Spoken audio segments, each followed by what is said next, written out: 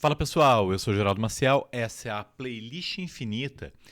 E cara, eu vou fazer esse vídeo hoje praticamente sem edição. Eu peguei aqui a minha coleçãozinha do Iron Maiden, mas não vou fazer um vídeo exatamente sobre a coleção. Como quem acompanha aqui sabe, esse canal ainda é um canal bem pequeno. E anteontem eu entrei no YouTube Studio ali, né, nos números de inscritos do canal, e alcançamos 666 inscritos. Para um canal que fala de rock pesado, eu acho que é um número bastante interessante. Então, já que é assim, para comemorar, eu resolvi falar um pouco sobre esse disco aqui do Iron Maiden.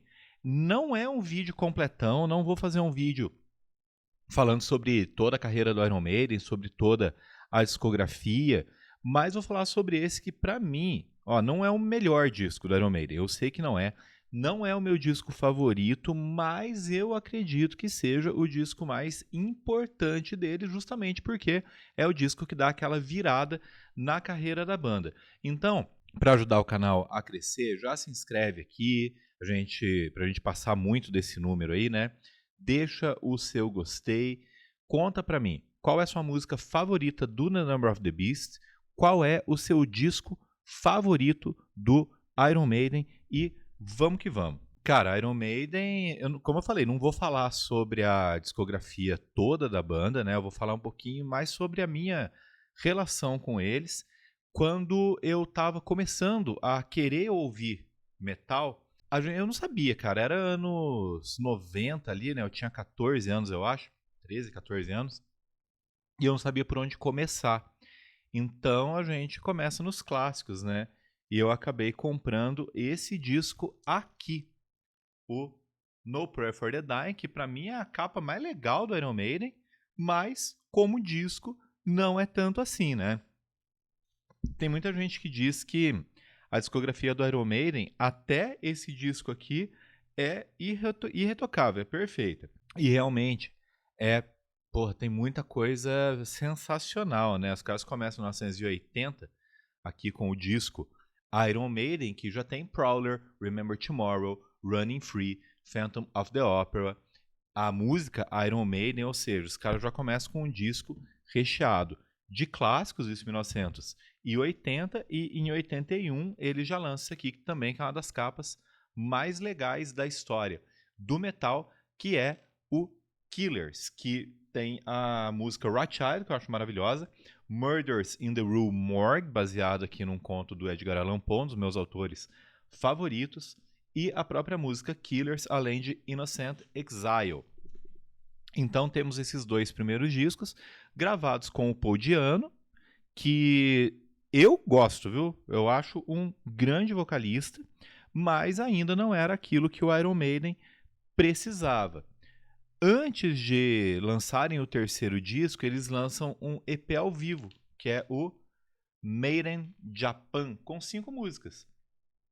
Running Free, Remember Tomorrow, Rothschild, Killers, Innocent, Exile. Mas aí, nosso queridíssimo Paul Di'Anno, que ama o Brasil, sai da banda e entra o cara que era vocalista do Samson, que antes era conhecido como Bruce Bruce, e aqui se torna Bruce Dickinson, um dos maiores vocalistas, um dos mais respeitados vocalistas da história do heavy metal, para gravar esse clássico que é The Number of the Beast. Esse foi o segundo disco que eu ouvi do Iron Maiden. Realmente, quando eu ouvi o No Prayer for the Dying, o disco não me agradou muito, mas eu insisti, né? Comprei outros discos de outras bandas, insisti no Iron Maiden, e hoje eu tenho essa pequena coleção aqui, né? Tem o The Number of the Beast, e aí o resto é tudo em CD, né? Peace of Mind, Power Slave, considerado por muita gente o melhor disco do Iron Maiden. Aí tem o ao vivo, Live After Death, que também tem muita gente que considera o melhor ao vivo do Iron Maiden. Depois, um disco que eles mudam um pouquinho o som, Somewhere in Time, que inclusive é o que está aqui na minha camiseta. E o que hoje é meu disco favorito do Iron Maiden, que é o Seventh Son of a Seventh Son, que a música eu amo, a música Seventh Son of Seventh Son eu amo demais. Depois vem o No Prayer for the Dying que eu falei, E, por fim, aqui o Fear of the Dark. Esse aqui acho que foi o terceiro disco do Iron Maiden. Tem muita gente que desgosta, mas como eu vi esse aqui muito cedo e a música Fear of the Dark é muito... Sei lá, na época tocava muito, né, cara? Eu tenho uma relação muito emocional mesmo com essa música. Depois vem esse aqui, raro pra caramba, A Real Evil One, e o outro, A Real Dead One, que também tem a edição com os dois juntos, essa eu não tenho. E o Live at Dunnington. Esse aqui também tem essa capa, esse aqui é duplo. E tem o com a capa tradicional, com o Ed mesmo, né? E depois o Bruce Dickinson sai da banda. Eu ainda tenho o X Factor, que se não fosse do Iron Maiden, eu acho que até seria um bom disco, para ser bem sincero. Virtual Eleven eu não tenho, eu acho horrível aquele disco.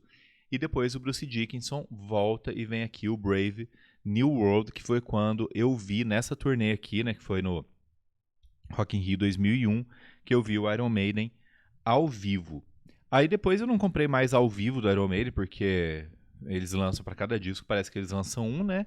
E eu acabei comprando recentemente o Dance of Death, e depois eu não tenho mais. Os mais recentes, né, que são A Matter of Life and Death, The Final Frontier, The Book of Souls e Senjutsu, eu acabei não comprando, mas agora eu pretendo completar a coleção aqui. Mas falando do The Number of the Beast, cara, é uma coisa muito louca, né? Porque é um disco absolutamente sensacional, com apenas 8 músicas. Ainda temos aqui o Clive Burr na bateria, e a formação é, obviamente, o Steve Harris no baixo, o Dave Murray na guitarra, o Adrian Smith na outra guitarra e o Bruce Dickinson nos vocais. Cara, eu lembro quando eu coloquei. Hoje eu vi esse disco antes de gravar o vídeo. Eu lembro quando eu coloquei ele pra tocar e começa com Invaders. Começa com o Bruce Dickinson cantando pra caramba, cara. Eu já gostei desse disco logo na primeira ouvida, quando a agulha encostou ali no vinil. E eu acho tudo bom, cara. Tudo bom. Tem uma música aqui que eu acho um pouquinho inferior, mas talvez porque ela não seja tão memorável quanto as outras. Então, na sequência, vem uma música que eu acho das mais bonitas que o Iron Maiden tem, Children of the Damned. Bruce Dickinson cantando demais, demais, demais, sensacional. The Prisoner, né, que começa com uma narraçãozinha, e eu gosto muito da ideia ali, I'm not a number, I am a free man. E termina o lado A com 22 Acacia Avenue. Eu acho que o Bruce Dickinson, desculpa, Iron Maiden ainda ia ter a sua melhor formação logo depois disso, com a entrada do Nico McBrain na bateria, mas, cara, é absolutamente sensacional. É um lado A matador, só que a coisa melhora. A coisa melhora. Porque eles abrem o lado B com a música The Number of the Beast, que é aquela coisa que todo moleque que gostava de heavy metal, isso seja nos anos 80, seja nos anos 90, eu acredito que até depois gostava de cantar essa música e gostava de sair berrando, tentando, claro, na maioria das vezes sem conseguir, tentando alcançar o tom do Bruce Dickinson ali com o 666, The Number of the Beast. Confesso que foi o meu momento apoteótico ali, quando o Iron Maiden tocou essa música no show, né, do Rock in Rio em 2001, que foi quando eu vi ao vivo. E depois vem o que é a música favorita de muita gente, eu acredito, que é Run to the Hills. E aí dá uma quedinha, né, com Gangland. Gangland não é uma música ruim, realmente não é uma música ruim, mas perto das outras acaba ficando um pouco menor, né? Até porque logo depois vem outro clássico, que é Hallowed Be Thy Name, para o disco fechar de uma maneira primorosa, para o disco fechar de uma maneira sensacional. Eu acho impossível. Eu sei que O Iron Maiden é uma banda que muitas vezes é acusada de se repetir, né, de usar sempre a mesma fórmula, e é verdade, né? Eu sei que tem gente que talvez não goste tanto de um metal mais tradicional, como o Iron Maiden faz até hoje, para ser bem sincero, né? Mas eu acho impossível um fã de heavy metal, alguém que goste de boa música, alguém que goste de música pesada, não achar esse disco um bom disco, não achar esse disco, não entender, né, por que esse disco é um clássico do metal.